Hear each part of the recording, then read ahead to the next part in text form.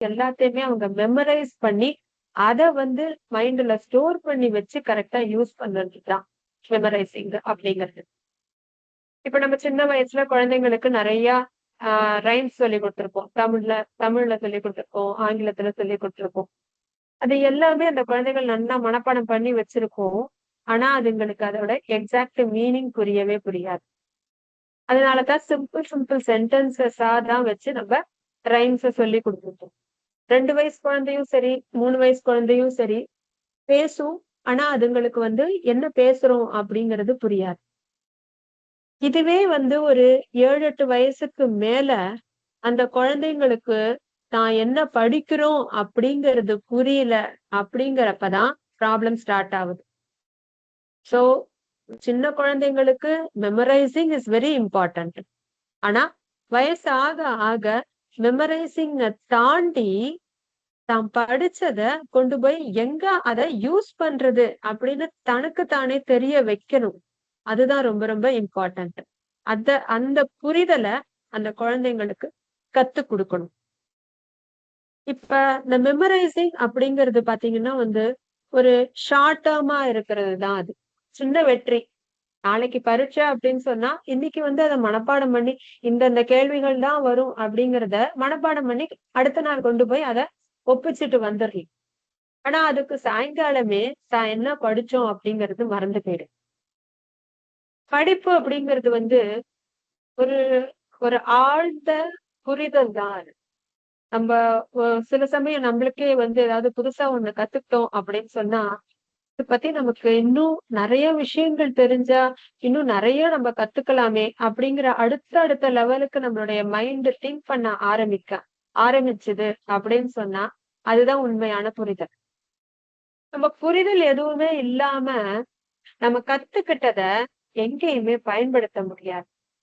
So படிப்பு அப்படிங்கிறது வந்து மெமரைசிங், மனப்பாடம் செய்யறது அப்படிங்கிறது வந்து ஒரு சின்ன ஒரு பகுதி தான். சும்மா ஒரு குழந்தையோட ஞாபக சக்தி எப்படி இம்ப்ரூவ் பண்றது அதுக்குதான் மெமரைசிங்கே தவிர எல்லாமே வந்து மனப்பாடம் பண்ணிதான் படிக்கணும் அப்படிங்கிறத அந்த பழக்கத்தை குழந்தைங்க கிட்ட இருந்து கொஞ்சம் கொஞ்சமா நம்ம எடுக்கணும்.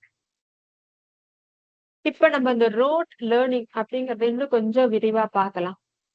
முதல்ல நான் சொன்னது மாதிரி இந்த ரோட் லேர்னிங் அப்படிங்கறது வந்து புரியாம படிக்கிறது, மனப்பாடம் செஞ்சிடுறது. திரும்ப திரும்ப ஒரு விஷயத்த நம்ம சொல்லிக்கிட்டே இருந்தோம்னு வச்சுக்கோங்களேன், கொஞ்ச நாள்ல அது அப்படியே நம்மளுடைய மனசுல பதிஞ்சிடும். பதிஞ்சது எப்ப தேவைப்படுமோ அப்ப அதை ரீகால் பண்ணி உபயோகப்படுத்த முடியும். ஆனா அது எதுக்காக உபயோகப்படுத்துறோம், எந்த இடத்துல திருப்பி அதை பயன்பாடு எங்க இருக்கு அப்படிங்கிறது யாராலையுமே திங்க் பண்ணவே முடியாது. சின்ன சின்ன விஷயங்களை நம்ம ஞாபகம் வச்சுக்கிறது, நம்மளுடைய மைண்ட்ல போய் ஸ்டோர் ஆயிருக்கிறது நல்ல விஷயங்கள் தான். ஆனா அதுக்காக நம்ம ஒரு பாடத்துல இருக்கிற ஒவ்வொரு பேராகிராஃபையும் கொஸ்டின் மாதிரி மார்க் பண்ணி வச்சுட்டு அதை நொட்டர் பண்ணிக்கிட்டு அதை அப்படியே நம்ம எக்ஸாம் ஹால்ல போய் அப்படியே எழுதிட்டு வந்துட்டோம்னா அதோட வேலை முடிஞ்சிடுதுன்னு நினைக்கிறாங்க இல்லையா? அத அந்த மாதிரி இருக்கிற மைண்ட் செட்டை, அந்த மாதிரி இருக்கிற கற்றலை அதைத்தான் நம்ம ரொம்ப முக்கியமா கவலைக்குரிய விஷயமா எடுத்துக்கிட்டு அதை எப்படி குழந்தைகிட்ட இருந்து வெளியில எடுக்கிறது அப்படிங்கிறத பார்க்கணும். இதுல நம்ம என்ன இதுன்னா சில விஷயங்கள்லாம் எனக்கே வந்து சில அனுபவங்கள் இருக்கு. இப்ப அதாவது சின்ன வயசுல நானுமே எக்ஸாம் ஓரியன்டா தான் படிச்சேன். சில விஷயங்களை மனப்பாடம் பண்ணி அதை அப்படியே புடிச்சுக்கிட்டே தான் இருப்பேன். அதனால எனக்கு அதோட சரியான புரிதல் எதுவுமே இல்லாம இப்ப இந்த வயசுலதான் ஓ அப்ப நம்ம அதை படிச்சோமே அதுக்கான அர்த்தம் இதுதானா அப்படிங்கிறது இப்பதான் எனக்கு அது புரியுது. இதனால பிரயோஜனம் இல்லையா? அடுத்தது இந்த மாதிரி மனப்பாடம் பண்ணி படிக்கிற விஷயங்கள்னால உண்மையா ரியல் லைஃப்ல என்ன மாதிரி எல்லாம் பிரச்சனை ஏற்படுது, இம்பாக்ட் ஆகுது. நமக்கு வந்து வெறும நாலேஜ் இருக்கும். அதாவது நம்ம இப்ப வாய்ப்பாடு படிக்கிறோம்னு வச்சுக்கோங்க, மல்டிப்ளிகேஷன் டேபிள் படிக்கிறோம். மல்டிப்ளிகேஷன் டேபிள் வந்து மனப்பாடம் பண்ணி வச்சுக்கிட்டு எல்லா இடத்துலயும் பயன்படுத்த முடியும். ஆனா அதோட ஸ்ட்ரக்சர் என்ன, பேசிக் ஸ்ட்ரக்சர் என்ன அப்படிங்கிறதுக்கான அர்த்தமே புரியாம இப்ப இதுவும் நான் சில குழந்தைங்கள்ட்ட பார்த்திருக்கேன். Differentiation, integration. இன்டகிரேஷன் அப்படிங்கிறது வந்து இந்த இன்டகிரேஷன் சிம்பல் வந்து சம் ஆஃப் அப்படிங்கிறது. நெறைய பேருக்கு அது குழந்தைங்களுக்கு அது சம் ஆஃப் அப்படிங்கிறது தெரியவே தெரியாது. சரி, sum of all the terms அப்படிங்கிறது அந்த குழந்தைங்களுக்கு புரியாது. இதனால ஒரு பயனும் கிடையாது. புரியாம படிக்கிறதுனால எந்த பிரயோஜனமும் இல்ல அப்படிங்கிறது சொல்றதுக்கு காரணமே இதுதான். கால்குலஸ் அப்படிங்கிறது நம்ம எங்க லைஃப்ல, ரியல் லைஃப்ல யூஸ் பண்ண போறோம். அது புரிஞ்சு ஒவ்வொரு ஃபார்முலாவும் எப்படி உருவாயிருக்குன்னு தெரிஞ்சா மட்டும்தான் அந்த குழந்தையால என்ஜாய் பண்ணி படிக்க முடியும். வெறும நாலேஜ் மட்டும் கெயின் பண்ணிருக்கிறதுனால பிரயோஜனம் இல்ல. அத அப்ளிகேஷன் லெவலுக்கு எடுத்துட்டு போறதுதான் நல்லது. சோ இதனால என்னென்ன கான்சிக்வன்சஸ் வரும் அப்படின்னு கேட்டா, இப்ப சின்ன வயசுல உதாரணத்துக்கு வந்து பாலினாமியல்ஸ் எடுத்துக்கங்க. பாலினாமியல்ஸ்ல சின்ன சின்ன ஃபார்முலாஸ் இருக்கும். அந்த சின்ன ஃபார்முலாவ எப்படி உபயோகப்படுத்தி ஒரு ப்ராப்ளத்த சால்வ் பண்ணணும் அப்படிங்கிறது தெரியாம அத மனப்பாடம் இன்னமும் நிறைய குழந்தைகள் கணக்க மனப்பாடம் பண்றாங்க. அந்த மாதிரி மனப்பாடம் பண்ணி கொண்டுட்டு போற குழந்தைகள் நாளைக்கு பெரிய லெவல்ல பெரிய காம்படிட்டிவ் எக்ஸாம்ஸ் எல்லாம் எழுதும்போது அதை எப்படி உபயோகப்படுத்துறதுன்னு தெரியாம கஷ்டப்படுவாங்க. அவங்களுடைய தன்னம்பிக்கை அதனால குறைஞ்சு போயிடும். தனக்கு இந்த கான்செப்ட் புரியல. ஆனா என் கூட இருக்கிறவங்க எல்லாருக்குமே இந்த கான்செப்ட் ரொம்ப நல்லா புரிஞ்சிருக்கே அப்படிங்கிறப்ப அவங்களுக்கு நேச்சுரலி தன்னம்பிக்கை குறைஞ்சு போயிடும். புதுசா எந்த சேலஞ்சுமே எடுத்துக்கவே மாட்டாங்க. இது கொஞ்ச நாள் வரைக்கும் தான் இந்த படிச்ச மனப்பாடம் பண்ணினது ஞாபகம் இருக்கும். அதுக்கப்புறம் ஒரு எக்ஸாமுக்கு ஞாபகம் இருக்கும். அடுத்த எக்ஸாமுக்கு திரும்பவும் அவங்க படிக்க வேண்டிய சிச்சுவேஷன் வரும். திரும்பியும் புரியாம படிக்கும்போது திரும்ப திரும்ப மறந்து போகும். திருப்பி எக்ஸாமுக்கு முன்னாடி படிக்கணும். இதே வந்து ஷார்ட் டேர்ம் சக்சஸா தான் இருக்கும். இது நிறைய குழந்தைங்களுக்கு பார்த்திருக்கேன். எக்ஸாம் ஹால்லயும் இத மாதிரி மறந்து போயிடுறது. இந்த ப்ராப்ளமும் இருக்கும். சரி, ஏன் இப்படி ஆகிறது? எதனால குழந்தைகள் வந்து சீக்கிரமா ஷார்ட் டேர்ம் சக்சஸ விரும்பி போறாங்க? எப்படியாவது இத படிச்சிடணும் அப்படிங்கிறாங்க. முதல்ல கிளாஸ் ரூம்ல சரியானபடி கவனிக்கிறது கிடையாது. 2வது, தனக்கு ஒண்ணு புரியல அப்படின்னு சொன்னா ஆசிரியரையோ இல்ல பெற்றோர்களையோ யாருக்கிட்டையாவது அத உதவி வாங்கி அத புரிஞ்சுக்கணும் அப்படிங்கிற ட்ரை பண்றதே கிடையவே கிடையாது. அது மட்டும் இல்லாம எப்போதுமே ஸ்கூல்ல வந்து ஃப்ரீக்வென்ட்டா எக்ஸாம்ஸ் நடக்க ஆரம்பிக்கும். ஒரு லெசன் முடிஞ்ச உடனே ஒரு டெஸ்ட் வைக்கிறாங்க. அடுத்த லெசனுக்கு அடுத்த டெஸ்ட் அப்படின்னு இருக்கிறதுனால, அந்த குழந்தைங்களுக்கு அதுல மார்க் பிரஷர் வாங்க வேண்டியிருக்கு. வேற வழி கிடையாது. அப்படிங்கிறதுனால, சரி இதுக்கு ஒரே வழி, இவங்க முக்கியம்னு சொன்ன, இம்பார்ட்டன்ட்ன்னு சொன்ன எல்லா கொஸ்டின்ஸையும் எப்படியாவது மனப்பாடம் பண்ணிடலாம். அப்படின்னு நேச்சுரலாவே அந்த குழந்தைங்களுக்கு தோணும். தப்பு வராம இருக்கணும் அப்படின்னு சொன்னா, அப்ப நம்ம மனப்பாடம் பண்ணினாதான் தப்பு வராம இருக்கும். புரிஞ்சு படிக்கணும் அப்படிங்கிற அந்த தாட்டே இல்லாம போயிடும். லிமிட்டட் டைமுக்குள்ள முடிக்கணும்னா நம்ம எல்லாத்தையும் மனப்பாடம் பண்ணியே ஆகணும் அப்படிங்கிறதே வந்து அவங்களுக்கு மைண்டுக்குள்ள கல்டிவேட் ஆகிருக்கும் பை டிஃபால்ட்டா. ஏன்னா நான் சொன்னது மாதிரி குழந்தையா இருக்கும்போது நம்ம எல்லாமே மனப்பாடம் செய்யறதுக்கு தான் சொல்லி கொடுத்திருக்கோம். அதையே தான் இங்கேயும் அவங்க அடுத்து அப்ளை பண்ணவும் ஆரம்பிப்பாங்க. irrespective of age. சரி, மெயினா இந்த ரோட் லேர்னிங் அப்படிங்கிறது வந்து என்னென்னலாம் டிராபேக் கொடுக்கும், என்னென்ன பாசிட்டிவ் அப்ரோச்சும் கொடுக்கும் அப்படின்னு கேட்டா, இங்க பரவாயில்ல இந்த குழந்தை இதை மனப்பாடம் பண்ணிருக்கு, அதாவது ஒரு செட் ஆஃப் ஃபார்முலாவா மனப்பாடம் பண்ணிருக்கு அப்படின்னு சொன்னா ஒரு ஃபவுண்டேஷனல் நாலேஜ் கிடைக்கும். மெமரி சப்போர்ட் நேச்சுரலி இருக்கும். அது மட்டும் இல்லாம இந்த ஃபார்முலா டூல்ஸ் எல்லாம் நிறைய இருக்கு. சோ அத வச்சு அவங்க இருக்கிற எல்லா ஃபார்முலாஸையும், இப்ப ட்ரிக்னாமெட்ரினா எல்லா ஃபார்முலாஸையும் மனப்பாடம் பண்ணிக்கலாம். அடுத்தது கால்குலஸ் அப்படின்னு சொன்னா அதெல்லாம் மனப்பாடம் பண்ணிக்கலாம். இது அடுத்த லெவலா இந்த மாதிரி எதுக்காக ஃபார்முலாவை கண்டுபிடிச்சிருக்காங்க? ட்ரிக்னாமெட்ரியில ஏன் sine theta, cos theta, tan தீட்டான்னு சொல்றாங்க? ட்ரிக்னாமெட்ரி அப்படின்னா என்ன? ட்ரை அப்படின்னா 3ன்னு அர்த்தம். சோ அப்படின்னா அது வந்து 3 கோடுகளை பத்தி, 3 ட்ரையாங்கிள்ல பலவிதமா இருக்கு. சோ அப்ப சைன் காஸ் டான் அதோட அந்த தீட்டா அது வந்து அந்த ஆங்கிள் ஆங்கிள் ஏன் நம்ம டிஃபைன் பண்றோம். சோ இந்த மாதிரி அடுத்தடுத்த லெவலுக்கு அதை மூவ் பண்ணி எடுத்துக்கிட்டே போகணும். அப்பதான் அந்த நாலேஜ்ல இருந்து அப்ளிகேஷன் மூவ் பண்ண ஆரம்பிக்கும். சோ இதுல எப்ப பிரச்சனை அப்படின்னு வருதுன்னா, அந்த மனப்பாடமே கடைசி வரைக்கும் இருக்கிறது தான். ஒவ்வொரு லெவல்லயும் அந்த எக்ஸ்ப்ளரேஷன் மாறினா பெட்டரா இருக்கும். ஆனா அது இல்லாம மனப்பாடமே கடைசி வரைக்கும் இருந்துச்சுன்னா, இப்பதான் அந்த குழந்தை ஃபியூச்சர்ல ஸ்ட்ரகிள் பண்ண ஆரம்பிக்கும். சோ இந்த மெயினா இதோட இஷ்யூ வந்து அப்படின்னு கேட்டீங்கன்னா, உங்களுக்கு வந்து ஃப்ரெஜிலிட்டி. அதாவது இன்னைக்கு படிச்சது நாளைக்கு ஞாபகம் இருக்காது. இந்த வருஷம் படிச்சது அதுக்கு அடுத்த வருஷம் அதோட ஹையர் லெவலா தான் இருக்கும்.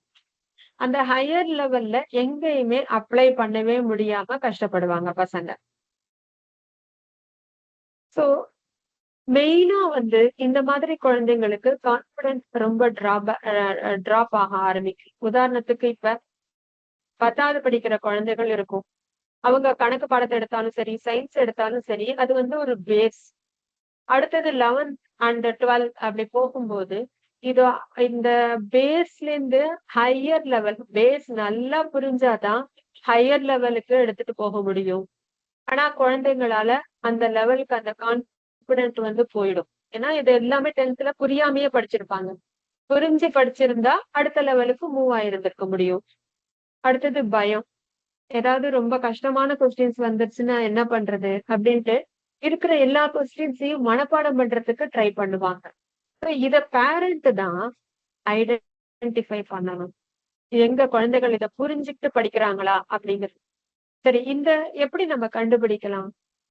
குழந்தைகள் புரிஞ்சுட்டு படிக்கிறாங்களா இல்ல புரியாமையே மனப்பாடம் செய்யறாங்களா அப்படிங்கறது எப்படி நம்ம தெரிஞ்சுக்கணும்னா, நம்ம குழந்தைங்க கிட்டக்க நிறைய கேள்வி கேட்கணும். குழந்தைங்களை இப்ப நம்ம சின்ன வயசுலலாம் டீச்சர் ஸ்டூடெண்ட் விளையாட்டு விளையாடி இருப்போம். வீட்டுல உங்க குழந்தைக்கு ஒரு 15 நிமிஷம் ஒரு அரை மணி நேரம் போதும் ஸ்பெண்ட் பண்ணி குழந்தைய டீச்சரா மாத்தி அந்த டீச்சர் கிட்டக்க நீங்க சின்ன ஸ்டூடெண்டா ஒண்ணுமே தெரியாத ஸ்டூடெண்டா ஆக்ட் பண்ணி கேள்வி கேட்டு பாருங்க. அந்த குழந்தையோட நாலேஜ் எப்படி எக்ஸ்பேண்ட் ஆகுதுன்னு தெரிய வரும். அடுத்தது வீக் ஸ்கில்ஸ். அதாவது வீக் ஸ்கில்ஸ் இருந்தாலே அடுத்தது டிசிஷன் மேக்கிங்லயே ப்ராப்ளம் வர ஆரம்பிக்கும். Fragility learning becomes fragile and short term. குறைஞ்ச நேரத்துல படிச்சிருக்கிறதுனால அவங்க படிச்சது எதுவுமே ஞாபகமே இல்லாததுனால அவங்களுக்கு அடுத்த லெவலுக்கு மூவ் பண்ணவே முடியாம ரொம்ப கஷ்டப்படுவாங்க. சோ நெப் அதாவது நேஷனல் எஜுகேஷன் பாலிசி இந்த ரோட் லேர்னிங் அப்படிங்கறத ஒரு இம்பார்ட்டன்டான ஒரு அதாவது ஃபர்ஸ்ட் அவங்க பேசுறதே வந்து இந்த ரோட் லேர்னிங்க வந்து கம்ப்ளீட்டா ரிமூவ் பண்ணணும் அப்படின்ட்டுதான் இப்ப வச்சிருக்கிற 6, 7, 8 நியூ சிலபஸ் வந்து கம்ப்ளீட்லி ஒரு ஸ்டோரி பேஸ்டா குழந்தைங்களுக்கு நல்லா புரியுற மாதிரி மாத்திருப்பாங்க. இவங்க 2020ல இருந்து 2024 வரைக்கும் டிஃப்ரெண்ட் டைப்ஸ் ஆஃப் அத இம்ப்ரூவ் பண்ணிருக்காங்க. ஃபர்ஸ்ட் வந்து கிரிட்டிக்கல் திங்கிங் ஸ்கில்ஸ் தான் எம்பசைஸ் பண்ணினாங்க. கிரிட்டிக்கல் திங்கிங் ஸ்கில் அப்படின்னா என்ன அப்படிங்கறத இன்னொரு வீடியோல நம்ம பார்க்கலாம். Focus on understanding concept. முதல்ல கான்செப்ட புரிஞ்சுக்கிட்டீங்களா? இதுதான் விஷயம். சிமெட்ரி அப்படின்னா என்ன? அப்ப சிமெட்ரி எங்கெல்லாம் யூஸ் பண்ணுவோம்? வெளியில வாங்க, வீட்டுக்கு வெளியில வாங்க, எங்கெங்கெல்லாம் நீங்க அதை பாக்குறீங்க? கண்ணுல படுதா? சோ இந்த மாதிரி அடுத்தது கான்செப்ட புரிய வைக்கணும்.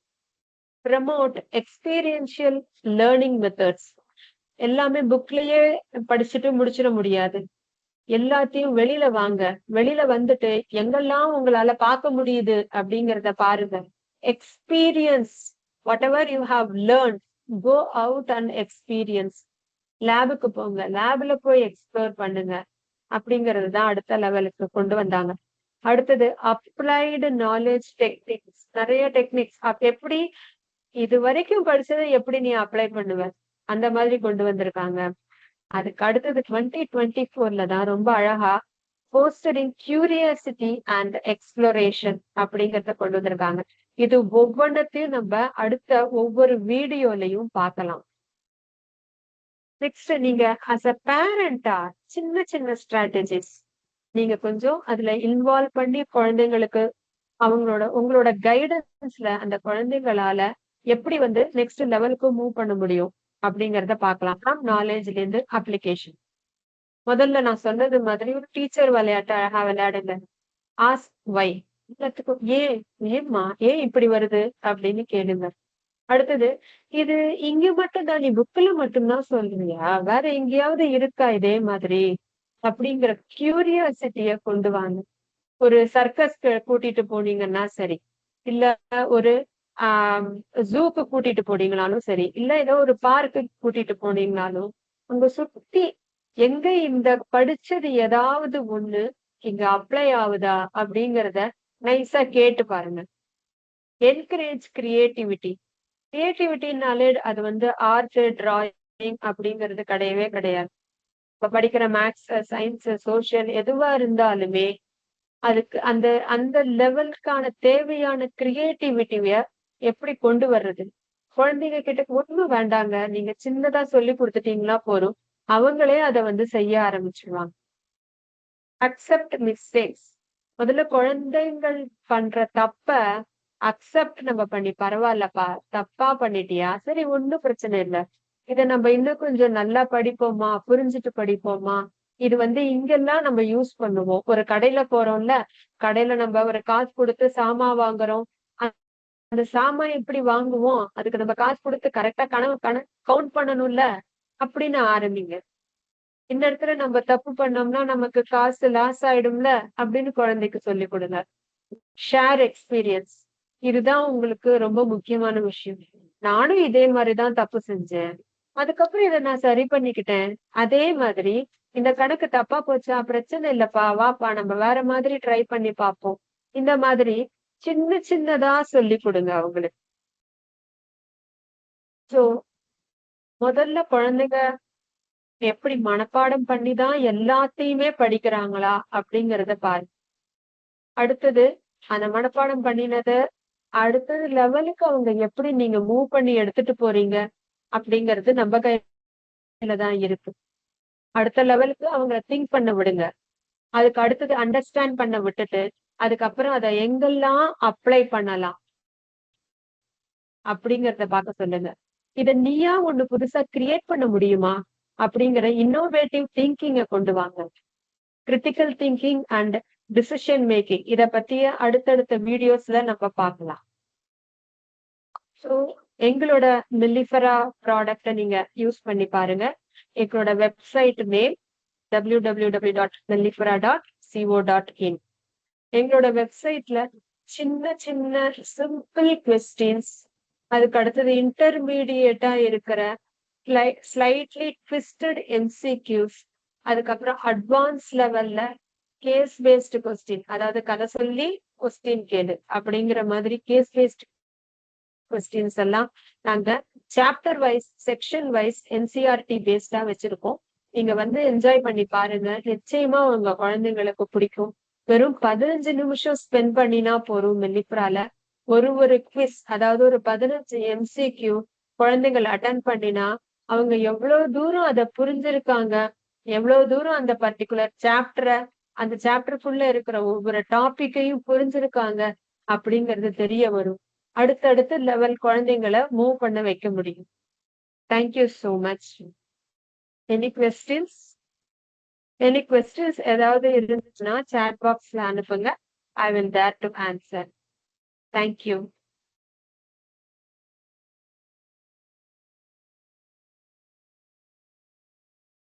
இது நான் இப்ப இது பண்ணி